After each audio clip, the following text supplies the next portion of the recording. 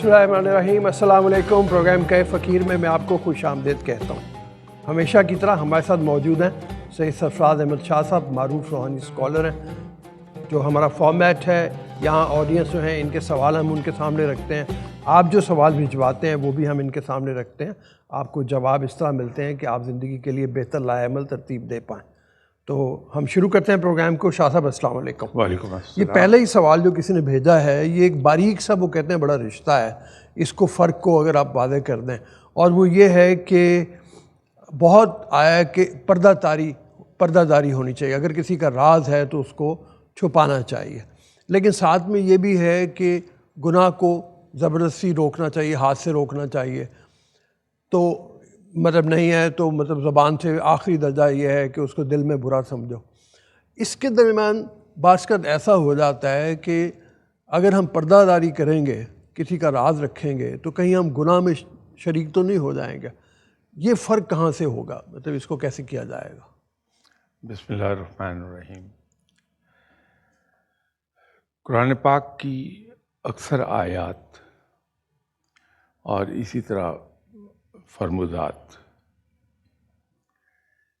इनको जब तक कि हम उसी सब्जेक्ट पर आने वाली दूसरी आयात जो मुख्तलिफ सूरा का हिस्सा हैं, उनके साथ मिलाकर पढ़कर फिर उसको समझने की कोशिश नहीं करेंगे तो कई जगहों पे कन्फ्यूजन आ जाएगा।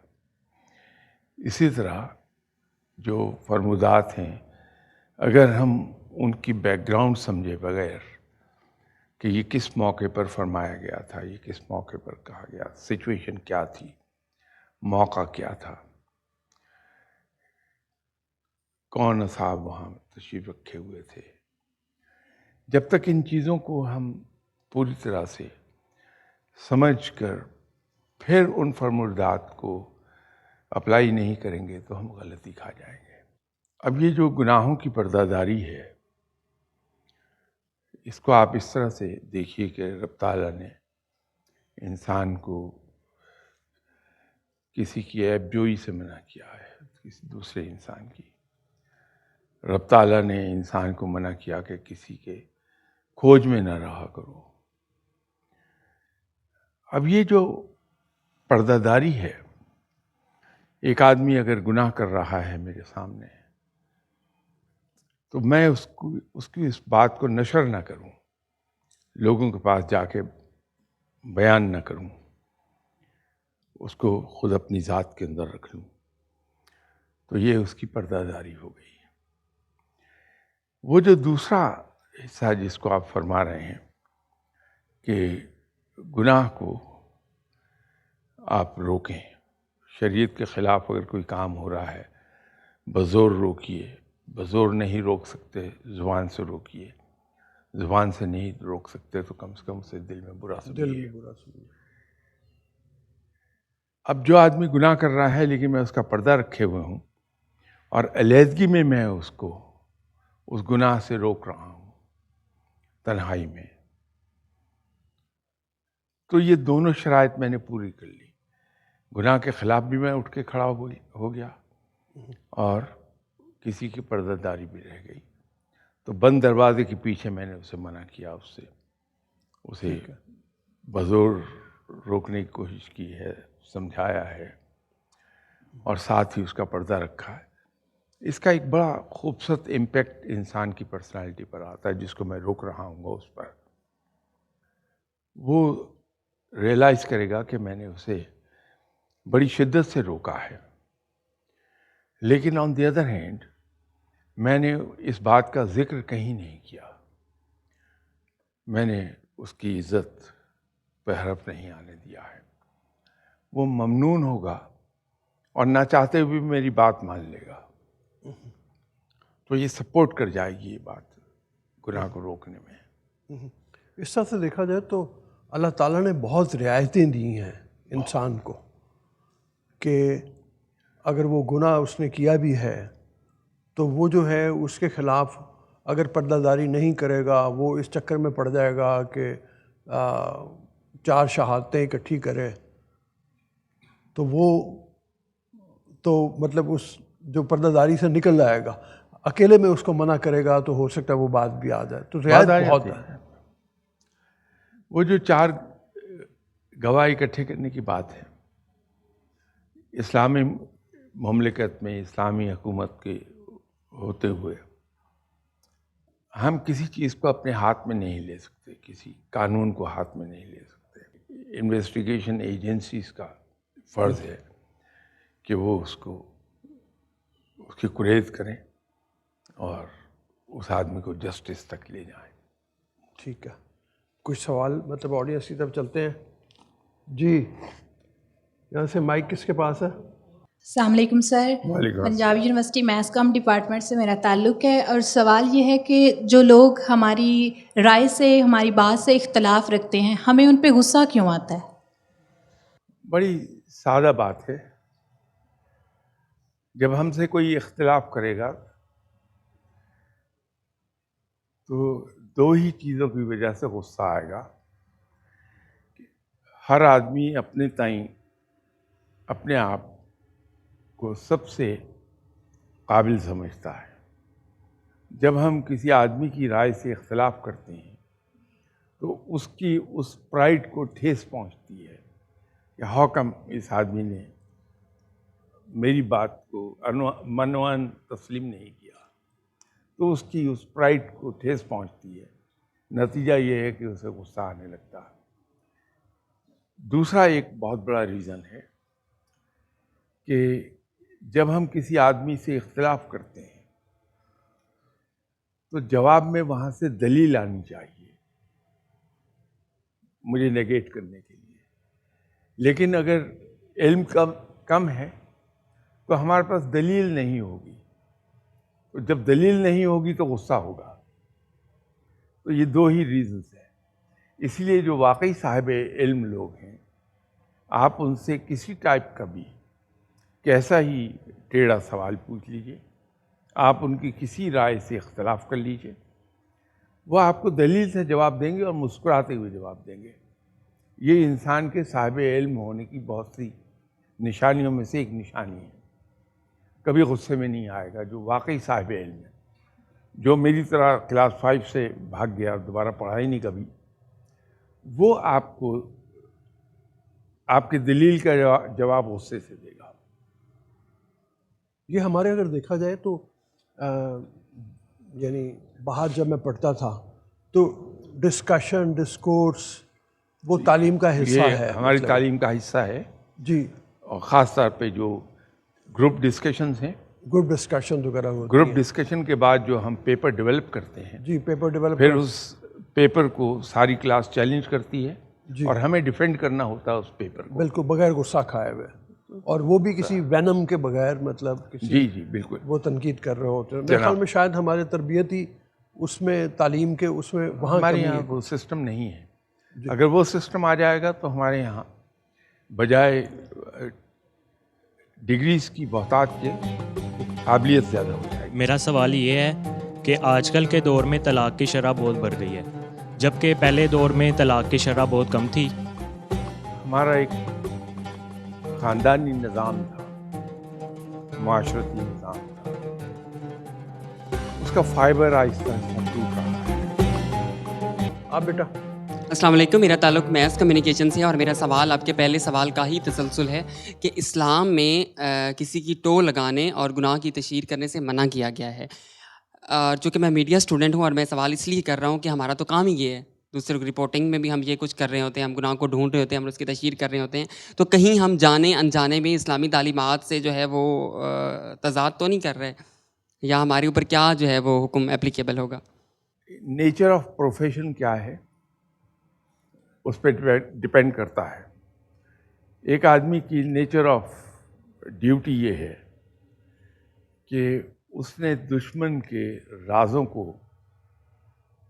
کھوجنا ہے اور اپنے ملک کی انٹیلیجنس ایجنسیز کے حوالے کرنا ہے. اب اس لحاظ سے اگر آپ دیکھیں گے تو وہ تو پھر گناہ پر گناہ کیے چلا جا رہا ہے. وہ نہیں، گناہ نہیں ہے، وہ ایک قومی خدمت کر رہا ہے اور اس پر وہ اصول اپلیکیبل نہیں ہے. اسی طرح ہمارے یہاں اپنی بہت سی ایجنسیز کام کرتی ہیں. کرائمز کو روکنے کا ایک پرانا طریقہ یہ تھا کہ ہر پولیس اسٹیشن اور ہر پولیس چوکی پر سادہ لباس میں 2-4 لوگ پوسٹڈ ہوتے تھے. ان کا کام ہی یہ تھا کہ یونیفارم کبھی نہیں پہنتے، اپنا حلیہ کبھی پولیس والے نہیں بناتے تھے، لیکن اس پولیس اسٹیشن کی جو بیٹ ہے، جو علاقہ اس کی ذمہ داری ہے، اس میں وہ پھیلے رہتے تھے. اور باربر شاپ، کسائی کی دکان، یہ ٹی شاپس، ایسی جگہوں پر وہ بیٹھے رہتے تھے اور باتیں چنتے رہتے تھے. سو مچ سو کہ اگر کسی محلے میں ایک آدمی یکلخت امیر ہوا ہے، اس کا اسٹینڈرڈ آف لیونگ چینج ہو گیا، وہ رپورٹ ہو جاتا تھا.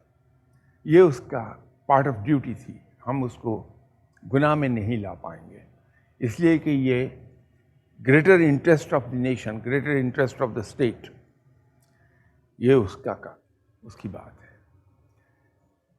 میڈیا کا بھی لائک وائز.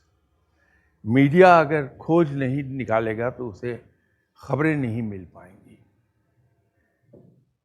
اب مقصد اس کا جو ہے، اگر پیچھے کسی انسان کا یہ ہو جائے، چاہے وہ کیسی بھی جاب کر رہا ہے، کہ میں لوگوں کی گناہوں کو، لوگوں کی ذاتی زندگی کو سرفس پر لے کر آؤں، وہ اس زمرے میں آ جائے گا، وہ منع ہے. اسی لیے آپ دیکھیں گے کہ میڈیا میں جو سمجھدار اچھے لوگ ہیں، وہ کسی کی ذاتی زندگی پر کبھی بات نہیں کرتے. وہ کسی کی جو ذاتی اعمال ہیں، پرائیویٹ لائف میں وہ کیا کر رہا ہے، اس کو انڈر ڈسکشن نہیں لاتے. وہ صرف نیوز کو انڈر ڈسکشن لاتے ہیں. تو میڈیا بڑی تسلی سے اپنا جاب کر سکتا ہے، اس پر یہ اپلیکیبل نہیں ہوگی. سر فرق یہی ہے وہ جو آپ نے فرمایا کہ وہ ذاتی زندگیوں کے اندر گھس کے بہت زیادہ پرائیویٹ جو چیزیں ہیں ان کی تشہیر سے اس کو منع فرمایا گیا ہے، مطلب وہ، اور وہ ہونا بھی چاہیے. میں ہم یہاں سے نیگیٹو ٹرینڈ اور پازیٹیو ٹرینڈس کی بھی بات آ جاتی ہے. وہ انفارچونیٹلی وہ یلو جرنلزم جس طرح کا مطلب وہ ہوتا ہے، اس کا ٹرینڈ بہت زیادہ ہو جاتا ہے اور وہ خرابی پیدا کر رہا ہے پھر کافی زیادہ. جی بیٹا. آپ سے کویشچن ہے کہ اگر کوئی غریب انسان امیر انسان کی صرف اس وجہ سے پردہ پوشی کرے کہ اس کے بڑے اسے دھمکاتے ڈراتے ہیں، تو کیا یہ بھی گناہ میں شامل ہوگا؟ یہ کمزوری ہے، انسان کے ایمان کی کمزوری بھی ہے، اس کی مورل کریج کی بھی کمی ہے. اس میں ظلم کے خلاف کھڑے ہونا چاہیے. ہمارے یہاں یہ اتنی تابناک مثال ہے کہ 72 لوگوں کا لشکر 3000 کی فوج کے سامنے، مختلف روایات ہیں اس کے بارے میں، لیکن 3000 زیادہ حقیقت کے قریب لگتی ہے. ڈٹ کے کھڑے رہے، پورا خاندان شہید کرا دیا، اینڈ پر اپنی جان بھی دے دی، لیکن طاقتور کے سامنے جھکے نہیں، کھڑے رہے. اور یہ بھی نہیں کہ ظلم کو چپ چاپ سہ لیا ہو. ظلم کے خلاف باقاعدہ جدوجہد پریکٹیکل کی ہے، اور اس پریکٹیکل جدوجہد میں جان بھی دے دی ہے. تو انسان کو ایسے قصے اور اس قسم کی واقعات، ان سے سبق ملتا ہے، انسان کو حوصلہ بھی ملتا ہے کہ ڈٹ کے کھڑا ہو جائے ظلم کے خلاف. اپنی تمام تر کمزوری میں ہوگا کیا. ابھی آپ دیکھیے کہ جناب حضرت امام حسین رضی اللہ تعالیٰ عنہ، آپ تنہا ڈٹ کے کھڑے ہو گئے تھے، خاندان شہید ہو گیا، خود اپنی ذات شہید ہو گئی، لیکن ہوا کیا ہے؟ آج جناب حضرت امام حسین رضی اللہ تعالیٰ عنہ کو پوری مسلمان دنیا یاد کرتی ہے، ان کا سوگ مناتی ہے. یزید کا نام لینے والا ایک بھی نہیں. تو جب ہم ظلم کے خلاف کھڑے ہوتے ہیں، چاہے اس میں ہماری اپنی ذات مٹ جائے، ہماری فزیکلی تو ہم مٹ جائیں گے، لیکن نام ہمارا ہمیشہ زندہ رہے گا. وہ بزدلی ہے, کمزوری ہے. السلام علیکم. میں ریحان حبیب. میرا سوال یہ ہے کہ آج کل کے دور میں طلاق کی شرح بہت بڑھ گئی ہے، جبکہ پہلے دور میں طلاق کی شرح بہت کم تھی، اور جو پہلا دور تھا اس میں پسند کی شادی مطلب نہیں کرتے تھے، اور آج کل کے دور میں پسند کی شادی تقریباً عام ہے. لیکن سوال یہ ہے کہ پسند کی شادی کرنے کے باوجود بھی طلاق کی شرح کیوں بڑھ رہی ہے؟ ہمارا ایک خاندانی نظام تھا، معاشرتی نظام تھا، اس کا فائبر آہستہ آہستہ ٹوٹ رہا ہے. اس نظام میں شادی ٹوٹتے ہوئے بہت زیادہ ریزسٹنس فیس کرنا پڑتی تھی، خاندان کے بزرگوں کی طرف سے، رشتہ داروں کی طرف سے بڑی سٹف ریزسٹنس آتی تھی. بہت سی چیزیں تھیں، بہت سے فیکٹرز تھے جو اس شادی کو چلتا رکھتے تھے کسی نہ کسی طرح. لیکن وقت کے ساتھ ساتھ چیزیں تبدیل ہوئی ہیں. ہمارا خاندانی سسٹم کا فائبر ٹوٹنا شروع ہو گیا. زیادہ تر شادیاں اس طرح سے نہیں ہوتی جیسے پہلے ہوتی تھی. اس میں ایک تو اچھی بات ہے کہ شادی میں لڑکا اور لڑکی دونوں کی پسند کو رب تعالیٰ نے اجازت دی، بلکہ اسلام میں محرم اور غیر محرم کا بڑا اسٹرکٹ معیار ہے. غیر محرم کو کسی خاتون کی آواز بھی نہیں سنائی دینی چاہیے، یہاں تک اسٹرکٹنیس ہے. یہ واحد موقع ہے جس پر وہ پابندی لفٹ ہوئی ہے کہ بچہ بچی ایک دوسرے کو دیکھ لیں، بات کر لیں اور اپنی رائے کا آزادانہ اظہار بھی کر دیں. وہ تو صحیح ہے کہ جو حق رب تعالیٰ نے دیا ہے بچے اور بچی کو، وہ ماں باپ کو نہیں چھیننا چاہیے. لیکن ہو یہ رہا ہے کہ یہ جو آپ نے پسند کی شادی خاص طور پر پوائنٹ آؤٹ کی، پسند کی شادی ہے لڑکے اور لڑکی کی. دونوں ینگسٹرز ہیں، دونوں جذباتی ہیں، زمانہ دیکھے ہوئے نہیں ہیں، جہاں دیدہ نہیں ہے، وہ ان میں وہ میچورٹی نہیں ہے. کیا فیکٹرز کام کریں گے شادی شدہ زندگی میں، اس کا کوئی انہیں آئیڈیا نہیں ہے. وہ صرف ظاہر کی طرف جاتے ہیں کہ جب ایک دوسرے سے ملتے ہیں، انٹریکشن آتا ہے ان کا، دونوں ہی اپنے آپ کو پوز کر رہے ہوتے ہیں. وہ تمام باتیں جو ہمیں پنچ کر رہی ہیں ہم ظاہر نہیں ہونے دیتے کہ آپ کی یہ بات مجھے پنچ کی ہے. لائک وائز دوسری طرف سے بھی یہی ہوتا ہے. تو وہ ایک مصنوعی پرسنالٹی ہوتی ہے ایک دوسرے کے سامنے. شادی کے بعد حقیقی زندگی سے واسطہ پڑتا ہے، ریالٹی آف گراؤنڈ، وہ بڑی شدید ہوتی ہے. اور وہاں پہ پھر وہ جو ماسک ہم نے چڑھایا فارمیلٹیز کا، وہ کریک ہونے لگتا ہے. جب اصلیت سامنے آتی ہے تو وہ تلخ ہوتی ہے، وہ ہم سے برداشت نہیں ہوتی، کیونکہ ہم تو ذہنی طور پہ زندہ ہیں. اس وقت میں جو شادی سے پہلے کا تھا وہ ہم برداشت نہیں کر پاتے. نتیجہ یہ ہے کہ شادیاں ٹوٹتی ہیں. سر ہمارے آباء و اجداد جو ہے اس دور میں پردے کا بہت اہتمام کیا جا رہا تھا، تو آج ہماری جو زمانہ ہے اس میں بے پردگی زیادہ ہے، خصوصاً ہماری جنگ جنریشن میں. تو اس کی وجہ کیا ہے سر؟ ہم مغربی اثرات کے تحت پردہ چھوڑتے چلے جا رہے ہیں. بعض اوقات اس کی ریزن ہم یہ دیتے ہیں کہ صاحب پردے میں رہ کے تو ہم کام نہیں کر سکتے، عورت پیچھے رہ جائے گی، پسماندگی کی بات کرتے ہیں. لیکن اگر ہم کرنا چاہیں تو سب کچھ ہو جائے گا. ہمارے یہاں ایک سرٹن پرسنٹیج خواتین کی کام بھی کرتی ہیں. معاشرے میں جو گائیڈنگ پرنسپلس تھے اس حوالے سے وہ بھی کچھ کم ہو گئے ہیں. مجھے یاد پڑتا ہے اشفاق صاحب نے ایک بار ایک ڈرامہ لکھا تھا جو بیسیکلی اسی ٹاپک کے اوپر تھا کہ باہر جب وہ ملتے ہیں لڑکی لڑکا تو زندگی کے خواب بڑے سہانے لگتے ہیں اس کو. وہ امیر ماں باپ کی بیٹی ہے, وہ چھوڑ کے آ جاتی ہے, اور جب وہ شادی کے بعد اس گھر میں آتی ہے تو وہ کچھ بھی نہیں ہوتا, اور وہ اگلی روز واپس چلی جاتی ہے مایوس ہو کے. تو اس طرح کی چیزیں بھی کم ہو گئی ہیں, مطلب جو بچوں کو بتائیں کہ بھئی آپ جب بھی کوئی کام کرنا ہے آپ بڑا ٹھوک بجا کے اچھی طرح سے تحقیق کر کے پھر آپ کریں. یہ باتیں بتانے کے لیے ماں باپ کے پاس وقت نہیں رہ گیا. ہم اپنی اپنی جگہ اتنے مصروف ہو گئے ہیں کہ ہم بچوں کو وقت نہیں دے پاتے. جب تک ہم بچے کے ساتھ اس کا دوست نہیں بنتے,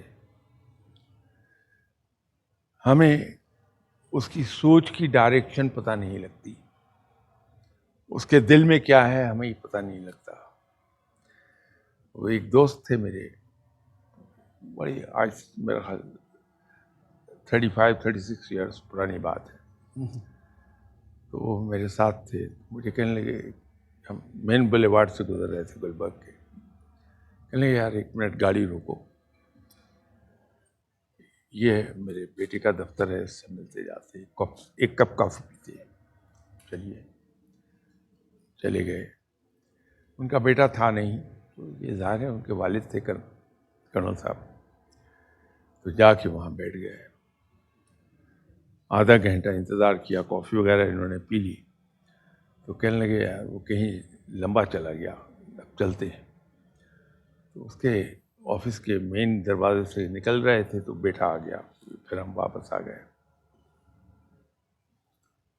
تو کرنل صاحب نے بیٹے کو مخاطب کیا اور کہنے لگے کہ what type of a young man you are. I was sitting here in your chair for about half an hour and I didn't receive any call from your girlfriend. When I was of your age, I had 20 girlfriends. یہ سن کے میرے کان سے دھوئیں نکل گئے کہ ایک باپ بیٹے کو کیا کہہ رہا ہے. لیکن جہاں سامنے بیٹا بیٹھا تھا میں بولا نہیں, خاموش رہا. تو جب نیچے گاڑی میں آ کے بیٹھ گئے تو پھر میں نے کہا کہ کرنل ٹو بیڈ, یہ آپ اپنے بیٹے کو کیا سکھا رہے ہیں. مجھے کہنے لگے کہ شاہ جی, یہ ایسے ہی بولتے ہیں شاہ جی. میں نے کہا جی. یہ نوجوان ہے, پورا ہینڈسم ہے, گڈ لکنگ ہے, ویل پلیسڈ ہے, پیسہ بھی ہے اس کے پاس, شادی نہیں ہوئی. آئی جسٹ کانٹ بلیو کہ کوئی اس ایج میں اس طرح سے پاک باز رہ جائے گا.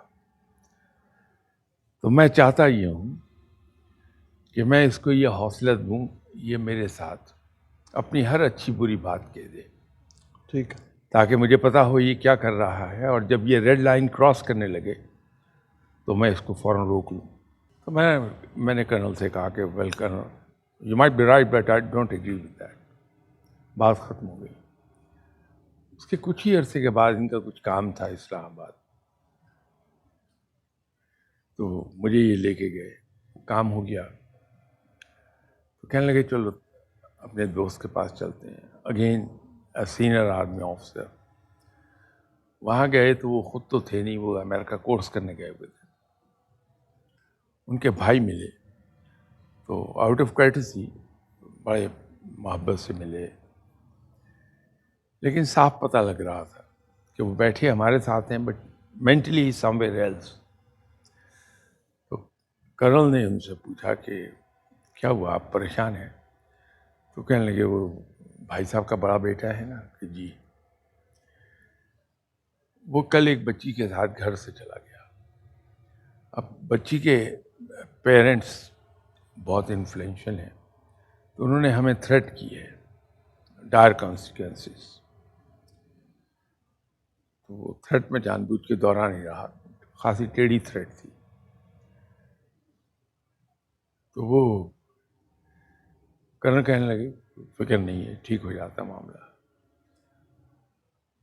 باہر آ کے کرنل مجھے کہا کہ شاہ جی یہ جو میرا دوست ہے یہ آپ کی طرح اولاد سے ایک ڈسٹینس رکھتا ہے اور آج اس کے سر پہ بم پھوٹا ہے. میں اس لیے اپنے بیٹے کو کہہ رہا تھا, اسے حوصلہ دے رہا تھا کہ وہ جو کچھ کر رہا ہے مجھے پتہ لگ جائے تاکہ کل کو یہ بم میرے سر پہ نہ آئے. پیرنٹس جو جن کے پاس اپنے اولاد کو دینے کو ٹائم نہیں ہے وہ یہ باتیں نہیں سمجھا سکتے جو آپ فرما رہے تھے, اور آج کل ہمارے پاس ٹائم نہیں ہے.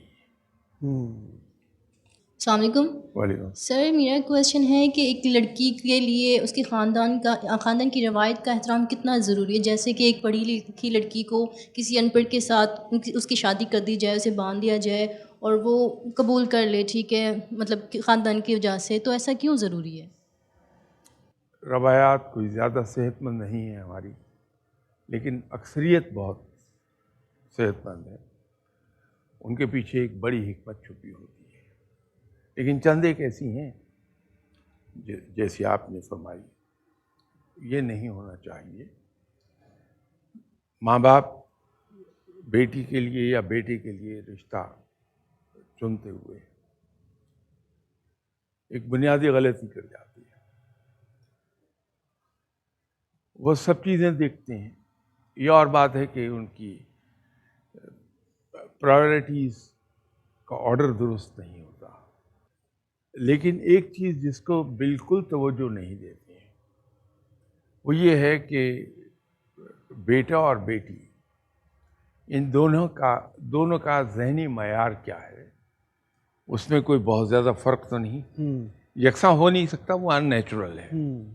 تھوڑا بہت فرق رہے گا لیکن بڑا ڈفرینس نہیں ہونا چاہیے.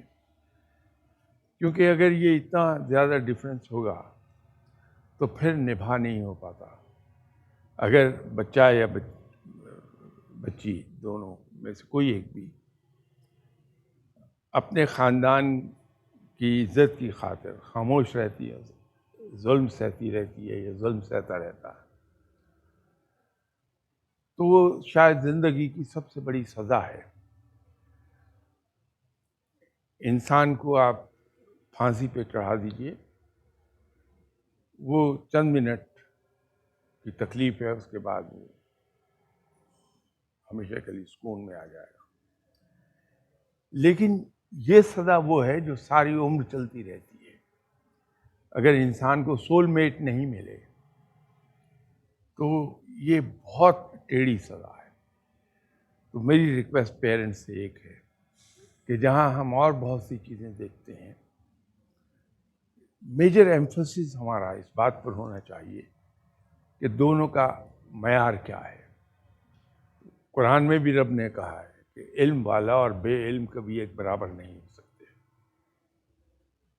تو بچوں کے رشتے کرتے ہوئے یہ خاص خیال رکھنا چاہیے کہ ذہنی معیار ان کا ایک دوسرے خاصا قریب ہو, برابر تو ہوگا نہیں کبھی.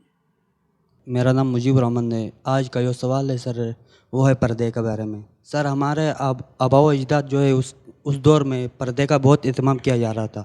تو آج ہماری جو زمانہ ہے اس میں بے پردگی زیادہ ہے, خصوصاً ہماری جنگ جنریشن میں. تو اس کی وجہ کیا ہے سر؟ دیکھیے, پردہ اسلام میں بڑا اہم ہے. اسلام نے بہت سی قواعد و ضوابط اس معاملے میں بتائے ہیں, اور اس کے پیچھے حکمت بہت بڑی ہے. لیکن مسئلہ یہ ہو رہا ہے کہ اب انٹرنیٹ کی وجہ سے دنیا سمٹ کے اتنی قریب چھوٹی ہو گئی ہے کہ کوئی بھی آدمی دنیا کے کسی کونے میں بیٹھا ہوا ایک بٹن پریس کر کے کسی بھی معاشرے تک ایکسیس حاصل کر لے, کسی بھی ملک تک. انسان کبھی آئی لینڈس میں زندہ نہیں رہ پاتا, وہ اثرات قبول کرتا ہے. تو ہمارے یہاں بھی وہی ہو رہا ہے کہ ہم مغربی اثرات کے تحت پردہ چھوڑتے چلے جا رہے ہیں. بعض اوقات اس کی ریزن ہم یہ دیتے ہیں کہ صاحب پردے میں رہ کے تو ہم کام نہیں کر سکتے، عورت پیچھے رہ جائے گی، پسماندگی کی بات کرتے ہیں. لیکن اگر ہم کرنا چاہیں تو سب کچھ ہو جائے گا. اور ہمارے یہاں ایک سرٹن پرسنٹیج خواتین کی کام بھی کرتی ہے پردے کے ساتھ. ابھی میں کل ہی دیکھ رہا تھا سڑک پر میرے سامنے ایک موٹر سائیکل تھا، تو میں نے اس کو ذرا حیرت سے دیکھا کہ ان صاحب کو کیا سوجی ہے کہ اس طرح لپیٹے ہوئے اپنے آپ کو. تو سڈنلی آئی ریئلائز کہ وہ تو خاتون ہیں جو موٹر سائیکل چلا رہی ہیں. اب تو آپ کو سڑک پر برقعے کے ساتھ خواتین موٹر سائیکل چلاتی بھی دکھائی دے جائیں گی. ممکن ہے، لیکن ہم بیرونی اثرات سے متاثر ہو رہے ہیں. اس کی وجہ سے یہ چینج آپ دیکھتے ہیں جو نہیں ہونی چاہیے. تھینک یو شاہ صاحب، بہت مہربانی. آپ کا بھی شکریہ تشریف لانے کے لیے، اور آپ کے خاص طور پہ جو سوال بھجواتے ہیں لوگ، ان لوگوں کا خاص طور پہ شکریہ. اسی طرح سے اپنے سوال بھجواتے رہیں، ہم شاہ صاحب کے سامنے رکھتے رہیں گے. اور جیسے میں ہمیشہ کہتا ہوں کہ آپ کو بہتر زندگی گزارنے کے لیے ایک لائق عمل ملتا ہے، تو وہ آپ کو انشاءاللہ تعالی حاصل ہوتا رہے گا. ابھی اجازت دیجیے، اللہ حافظ.